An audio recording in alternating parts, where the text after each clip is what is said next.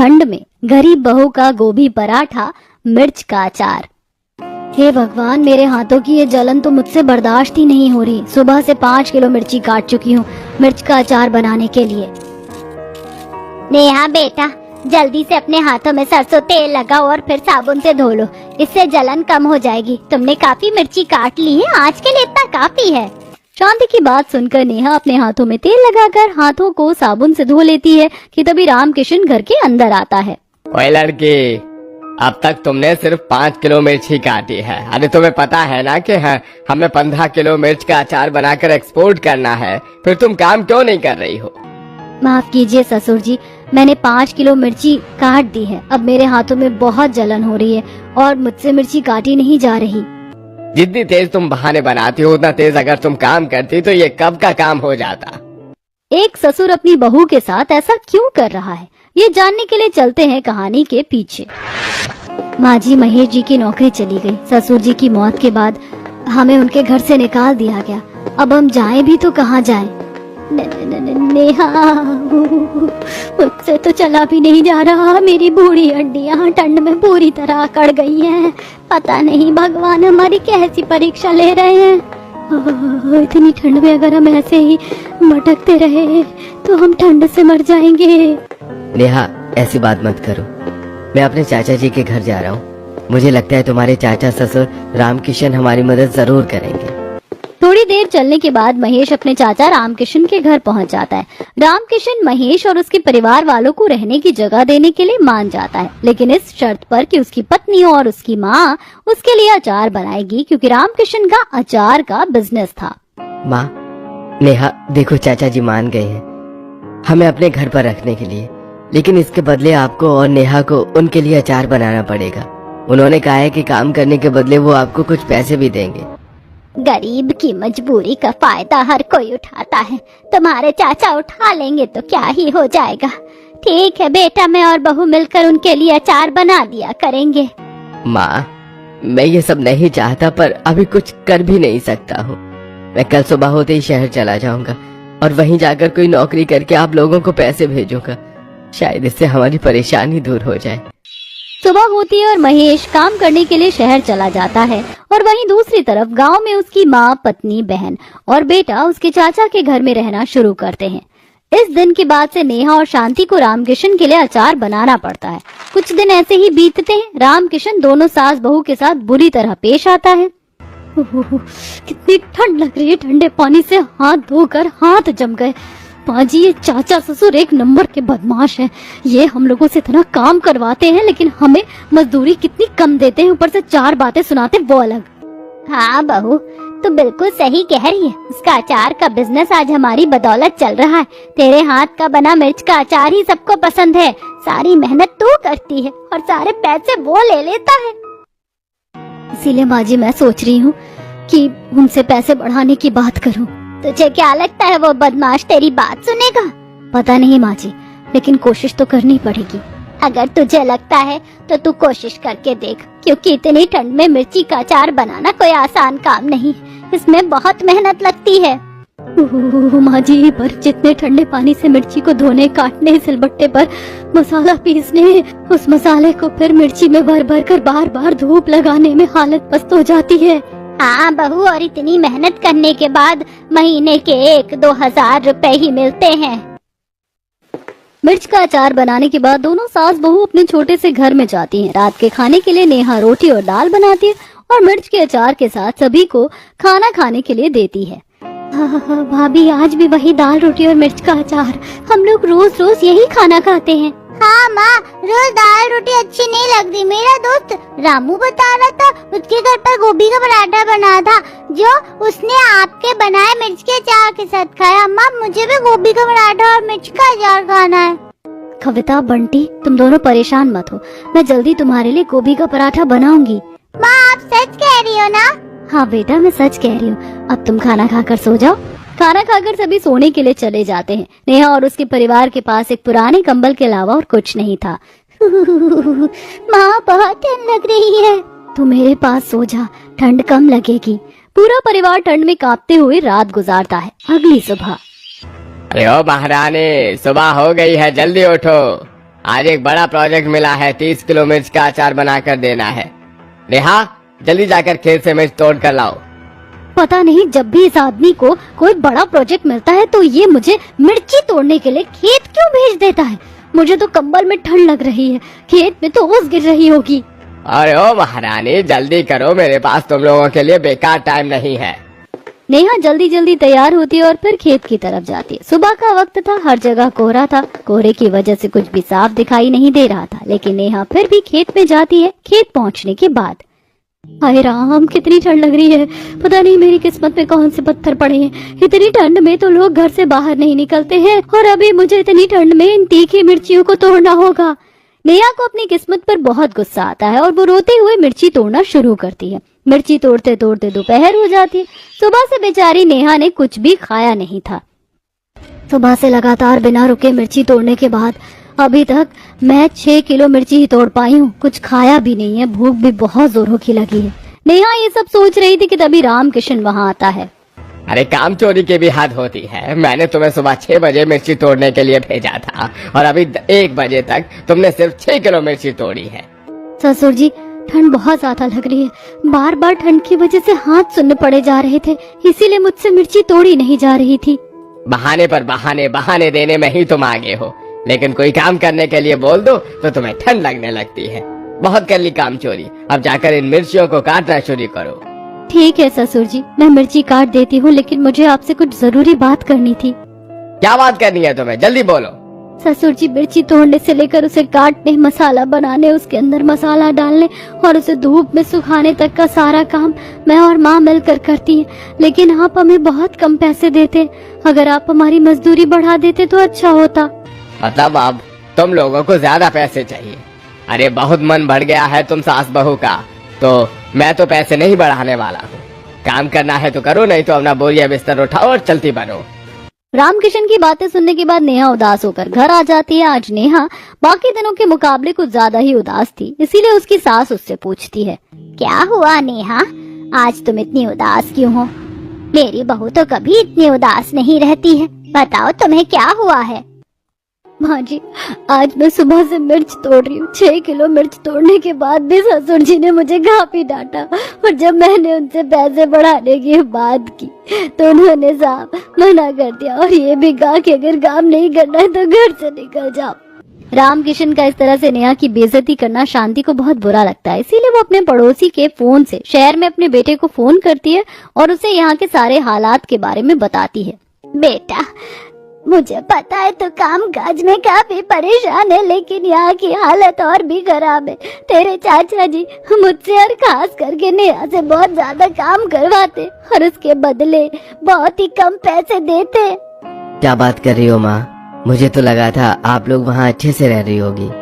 नहीं बेटा, जब से तू यहाँ से गया तेरे चाचा हमारे साथ बहुत ही बुरी तरह से पेश आते। आज तो उन्होंने नेहा के साथ बहुत ही बुरा व्यवहार किया है। माँ, आप लोगों ने मुझे इन चीजों के बारे में पहले क्यों नहीं बताया था? बेटा, मैं और नेहा तुझे परेशान नहीं करना चाहते थे, इसीलिए तुझसे सब कुछ छुपा कर रखा, लेकिन अब पानी सर से ऊपर जा चुका। बेटा, तू आकर हमें यहाँ से ले जा। आप रो मत माँ, मैं कल सुबह ही गांव आता हूँ और आप लोगों को अपने साथ शहर ले जाऊंगा। आप लोग पैकिंग कर लीजिए। महेश से बात करने के बाद शांति अपने घर आती है और सारी बात नेहा को बताती है। ये आपने बहुत अच्छा किया माँ जी, इतनी बेइज्जती के बाद मुझे यहाँ बहुत घुटन हो रही थी। मैं जानती हूँ बहू, मैं तुम्हारी बेइज्जती बर्दाश्त नहीं कर सकती। माना हम लोग गरीब हैं, लेकिन इसका मतलब ये नहीं कि जिसका जब दिल आए हमारी बेइज्जती करके चला जाए। आज पूरा परिवार उदास होकर अपना खाना खाता है और फिर अपना सामान बांध लेता है। अगली सुबह शहर से महेश आता है और उन्हें अपने साथ शहर लेकर जाता है। कितनी ठंडी हवा चल रही है, हम लोग अब कहाँ रहेंगे जी? मुझे नहीं पता, मेरे पास रहने के लिए कोई जगह नहीं है। मैं बहुत कम पैसे कमाता हूँ, इसीलिए किराए पर घर नहीं ले सकता था, तो मैंने सड़क पर रहना शुरू कर दिया। माँ, मुझे बहुत ठंडी लग रही है। भाभी, माँ देखो बंटी को क्या हो रहा है, उसका शरीर पूरा नीला पड़ गया है। हे भगवान, तो हम गरीबों के साथ ही ऐसा क्यों करता है? ठंड की वजह से बंटी का शरीर नीला पड़ गया है। नहीं, मेरे बेटे को कुछ नहीं हो सकता। महेश जी, आप कुछ कीजिए ना। ठंड में परेशान नेहा और उसका पूरा परिवार आराम करने के लिए बस स्टॉप पर एक जगह बैठते हैं। माँ, क्या मैं मर जाऊंगा? नहीं बेटा, ऐसा कुछ नहीं होगा, तुम हिम्मत रखो, सब कुछ ठीक हो जाएगा। बंटी की बात सुनकर पूरा परिवार टूट जाता है। सभी ठंड में कांप रहे थे कि तभी एक आदमी भागते हुए बस के पीछे जाता है, लेकिन उसका पर्स नेहा के पास गिर गया था। भाभी, इस पर्स से पैसे निकालकर चलो बंटी का इलाज करा देते हैं। नहीं कविता, हम लोग ऐसा नहीं करेंगे। भगवान हमारी परीक्षा जरूर ले रहा है, लेकिन हम गलत रास्ता नहीं चुनेंगे। नेहा पर्स लेकर उस अजनबी आदमी के पीछे भागती है और उसे जाकर उसका पर्स देती है। भाई साहब, आपका पर्स वहाँ बस स्टॉप के पास गिर गया था। वो आदमी जब नेहा की हालत देखता है तब, बहन जी, आपकी हालत तो बहुत खराब लग रही है। आपकी जगह कोई और होता तो शायद अभी तक मेरे पर्स के सारे पैसे निकाल चुका होता। आप सही कह रहे हैं भाई साहब, लेकिन हम लोग गरीब हैं, पर हम लोग चोर नहीं हैं। हालातों की वजह से आज हम लोग सड़क पर आ चुके हैं। बातों से तो आप लोग अच्छे घर के लग रहे हैं, लेकिन इतनी ठंड में आप लोग रास्ते में क्यों हैं? आपके साथ क्या हुआ है? नेहा उदास होकर सारी बात अशोक को बताती है। अशोक को नेहा के लिए बहुत बुरा लगता है और वो उसके परिवार से मिलने के लिए जाता है। बहन जी, आपके बेटे को क्या हुआ? वो नीला क्यों पड़ गया है?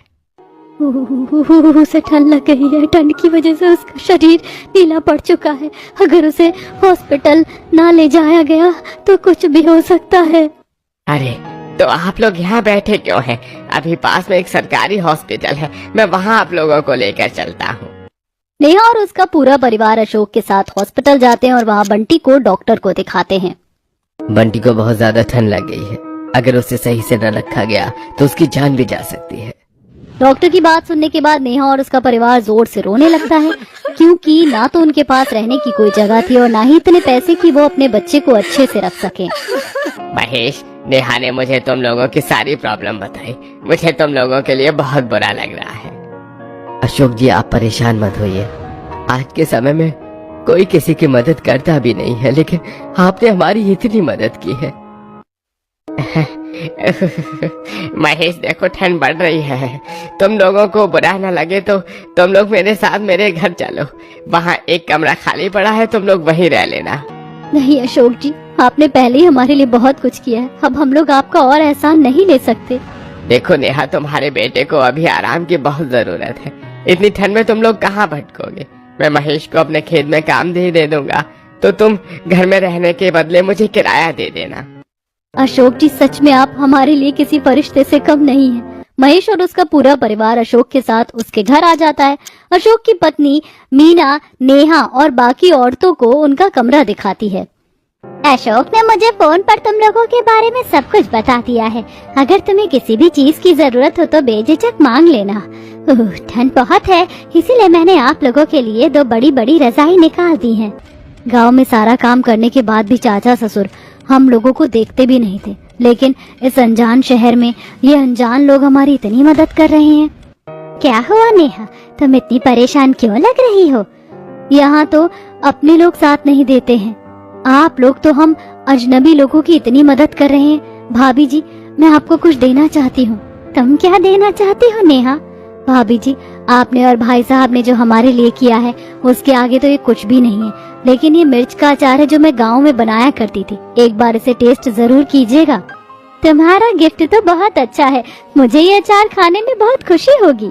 अचार लेकर मीना अपने कमरे में चली जाती है। अशोक ने नेहा और उसके परिवार वालों के लिए पहले से ही खाने का अरेंजमेंट कर दिया था, तो सभी खाना खाते हैं और बहुत दिनों के बाद रजाई में सोते हैं। भैया भाभी, आज बहुत दिनों के बाद मैं बिना ठंड में कपकपाए हुए इतने आराम से सो रही हूँ। अच्छा हुआ भाभी मैंने पर्स से पैसे नहीं निकाले। देखा कविता, अच्छे लोगों के साथ कभी बुरा नहीं होता है। इस तरह थोड़ी बहुत बातचीत करने के बाद नेहा और उसके परिवार के सारे लोग सो जाते हैं। अगली सुबह, महेश कहाँ हो? खेत जाने का समय हो गया है। 2 मिनट भाई साहब, बस आ रहा हूँ।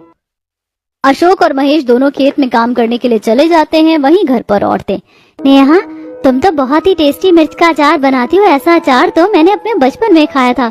मेरी दादी मेरे लिए ऐसा अचार बनाती थी। मुझे तो लगता है तुम्हें अचार पापड़ का बिजनेस करना चाहिए। थैंक यू भाभी जी, आपको मेरा अचार इतना पसंद आया, लेकिन अभी तो हमारे पास खाने तक के पैसे नहीं है। बिजनेस में कैसे करूंगी? नेहा की बात मीना को भी सही लगती है, इसीलिए वो उससे कुछ कहती नहीं है। कुछ दिन ऐसे ही बीत जाते हैं। अब नेहा और उसके परिवार की हालत पहले से काफी सुधर गई थी, क्योंकि खेत में काम करके महेश ठीक ठाक पैसे कमा रहा था। भाभी, बहुत दिन हो गए आपने मिर्च का अचार नहीं बनाया। हाँ, तुम बिल्कुल सही कह रही हो।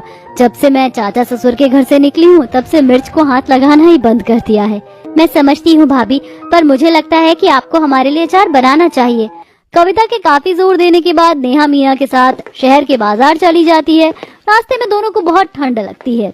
भाभी जी, शहर के बाजार में तो गांव से ज्यादा रौनक है। यहाँ सब्जियों के अलावा कितने अलग अलग तरह के ठेले लगे हुए हैं।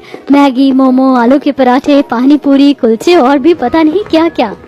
नेहा, शहर के बाजार में सब कुछ मिलता है और मुझे तो एक खास दुकान के बारे में पता है जहाँ सब्जियाँ बहुत सस्ते में मिलती हैं। ये दुकान कहाँ है भाभी जी? ये दुकान तो बाजार के आगे है। वहाँ एक बूढ़ी औरत अपने खेत से ताजी हरी सब्जियाँ लाकर बहुत ही सस्ते रेट पर बेचती है। नेहा और मीना दोनों कांपते हुए उस बूढ़ी औरत की दुकान में चली जाती हैं। बूढ़ी औरत सच में बहुत सस्ते दाम में सब्जियां बेच रही थी, तो वो 2 किलो मिर्च वहाँ से खरीद लेती हैं।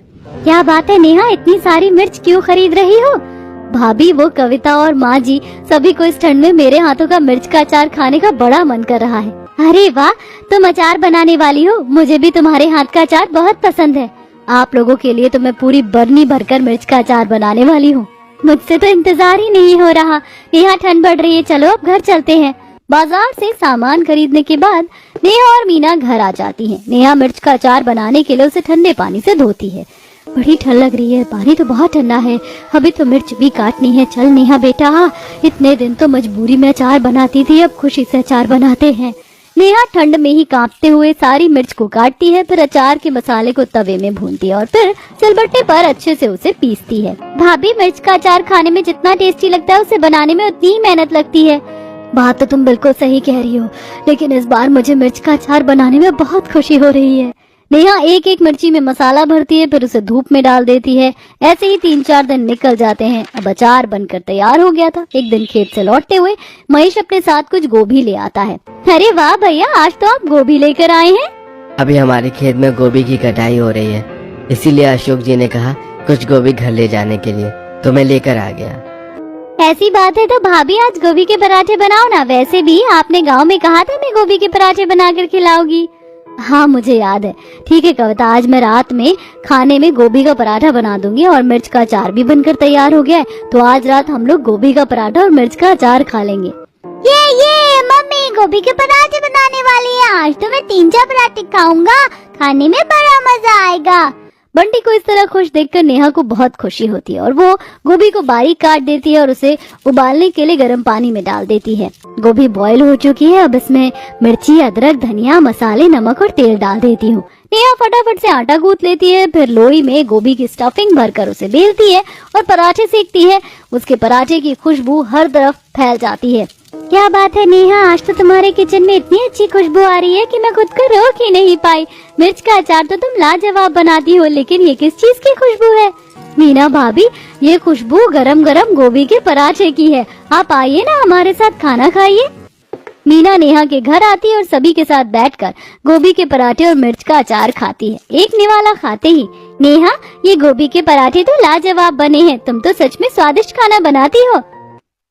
माँ, मीना आंटी बिल्कुल सही कह रही। गोभी के पराठे बहुत ज्यादा टेस्टी है, मुझे और दे दो ना। नेहा, तुम इतना अच्छा मिर्च का अचार बनाती हो, गोभी के पराठे बनाती हो, मुझे लगता है तुम्हें अपना फूड स्टॉल खोल लेना चाहिए। ये फूड स्टॉल क्या होता है? उस दिन बाजार में नहीं देखा था कि कैसे लोग अपने ठेले पर अलग अलग तरह का खाना बेच रहे थे? अच्छा, मतलब आप मुझे रेडी लगाने को बोल रही हैं? हाँ नेहा, तुम्हारे जितना टेस्टी और अच्छा गोभी का पराठा हमारे शहर में कोई नहीं बनाता और मिर्च के अचार के साथ तुम्हारा खाना सुपर टेस्टी लगता है, इसीलिए मुझे लगता है कि तुम्हें दुकान खोल लेनी चाहिए।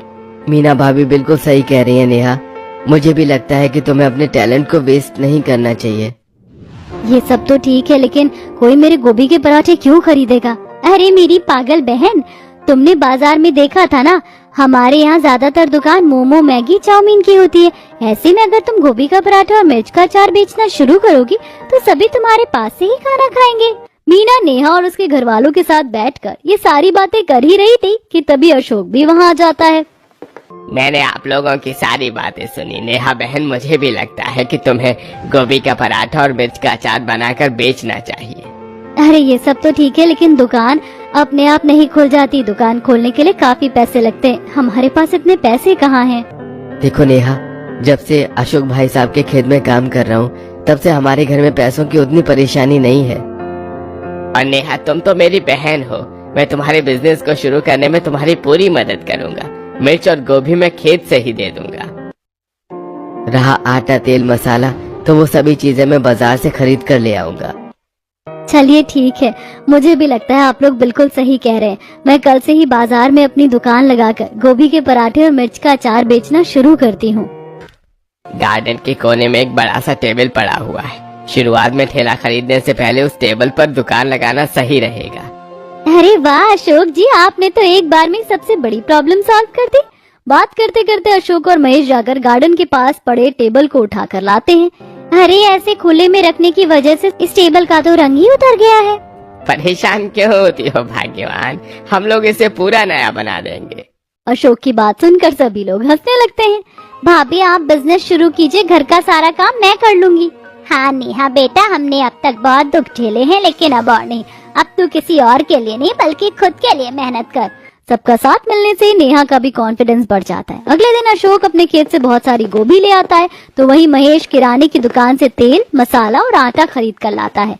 आप लोगों ने तो टेबल को साफ करके और उसमें कलर करके उसे बिल्कुल नया बना दिया है। अब सारा सामान आ गया है, तो मैं जाकर गोभी के पराठे बनाना शुरू करती हूँ। अभी तो 1 किलो मिर्च का अचार है हमारे पास।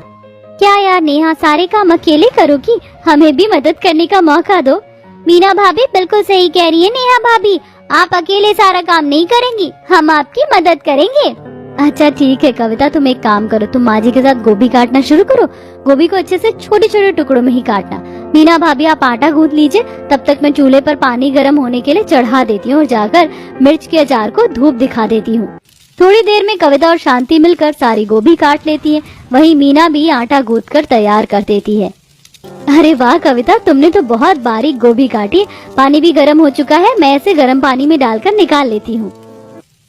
नेहा गोभी को गर्म पानी में डालकर निकाल लेती है, फिर उसमें मिर्च, अदरक, धनिया, मसाले, नमक और तेल डालती है। गोभी की स्टफिंग को अच्छे से मिक्स होने के लिए नेहा 6 से 7 मिनट के लिए उसे ढक कर रख देती है और आटे की छोटी छोटी लोइयां बनाना शुरू करती है। गोभी के पराठे बनाने की सारी तैयारी हो गई है, अब तू फटाफट पराठे बना दे। भाभी मैंने बाजार ले जाने के लिए मिर्च का अचार, लोगों को पराठा देने के लिए प्लेट, पार्सल करने के लिए फॉइल, पेपर सब कुछ रेडी कर दिया है। नेहा भी फटाफट गोभी के पराठे बनाती है। थोड़ी देर में वो करीब 30-40 गोभी के पराठे बनाती है और फिर महेश के साथ सारा सामान लेकर बाजार जाती है। कितनी ठंड लग रही है, मैं बाजार में खड़े होकर पराठे कैसे बेचूंगी? अरे ठंड तो बहुत है नेहा, लेकिन खुद पर भरोसा रखो। कुछ ही देर में नेहा बाजार पहुंचती है और बाजार में एक बोर्ड को पढ़ती है। नेहा कि गोभी के पराठे और मिर्च का अचार, हाँ आप लोगों ने कब किया? बाजार में अशोक और महेश ने मिलकर एक जगह पर पहले से ही टेबल लगा दिया था और उसमें लकड़ी बांधकर बड़ा सा बोर्ड भी बांध दिया था, जिसे देखकर नेहा हैरान हो गई थी। नेहा जल्दी से अपनी दुकान पर सारा सामान रखती है और पराठा बेचने के लिए तैयार हो जाती है। ले लो 25 रुपए में 2 गोभी के पराठे, वो भी मिर्च के अचार के साथ। एक बार खाओगे तो बार बार आओगे। ठंड तो बहुत लग रही है, लेकिन अब हार नहीं मानूंगी। बहन जी आप क्या बेच रही हैं? आपकी दुकान से तो बहुत ही अच्छी खुशबू आ रही है। बहन जी मैं गोभी का पराठा और मिर्च का अचार बेच रही हूँ, एक बार आप भी खाकर देखिए। मुझे यकीन है ऐसा पराठा आपने कभी नहीं खाया होगा। अगर आप इतना कह रही हैं तो मुझे 2 पराठे दे दीजिए। नेहा अपनी पहली कस्टमर को गोभी का पराठा और मिर्च का अचार देती है। अरे वाह, इतने टेस्टी गोभी के पराठे और खासकर इतनी टेस्टी मिर्च का अचार मैंने कभी नहीं खाया। अब तो मैं जब भी बाजार आऊंगी आपके पराठे जरूर खाऊंगी। मुझे 4 पराठे पार्सल दे दीजिए। दे रही हूँ, बस 2 मिनट। ठंड की वजह से हाथ जल्दी जल्दी नहीं चल रहे, लेकिन करना तो होगा। नेहा फटाफट से उस औरत के लिए 4 पराठे पार्सल कर देती है। उस औरत को पराठे की इतनी तारीफ करते देख आसपास के लोगों का ध्यान भी नेहा की दुकान पर जाता है, तो वो भी नेहा की दुकान में आ जाते हैं। बहन जी मुझे 3 पराठे दीजिए। आप मुझे 4 पराठे दीजिए। मुझे 5 पराठे पार्सल चाहिए। इस तरह पहले ही दिन नेहा की दुकान पर काफी सारे कस्टमर आ जाते हैं और पहले दिन ही उसकी अच्छी कमाई हो जाती है। नेहा जब घर आती है तब मीरा भाभी थैंक यू मुझे दुकान खोलने का आइडिया देने के लिए। आपने सही कहा था, लोगों को मेरे हाथ का बना गोभी का पराठा और मिर्च का अचार बहुत पसंद आया। पहले दिन ही काफी अच्छी बिक्री हो गई। ये तो बस शुरुआत है, तुम्हें तो अभी और आगे जाना है नेहा। देखते ही देखते नेहा के हाथ का बना गोभी का पराठा और मिर्च का अचार बाजार में बहुत फेमस हो जाता है। नेहा जैसे ही दुकान खोलती है उसके सारे पराठे बिक जाते हैं। उसने तो मदद करने के लिए कुछ लोगों को भी रख लिया। देखा नेहा, तुम्हारी मेहनत रंग ले आई। देखो हम लोग कहाँ से कहाँ आ गए। हाँ माँ जी, कहाँ हम लोग सड़क पर रहते थे और अब हमारा अपना घर है। मीना और अशोक आज नेहा के घर आते हैं, जहाँ नेहा सभी को गोभी का पराठा और मिर्च का अचार खिलाती है। नेहा की गरीबी अब दूर हो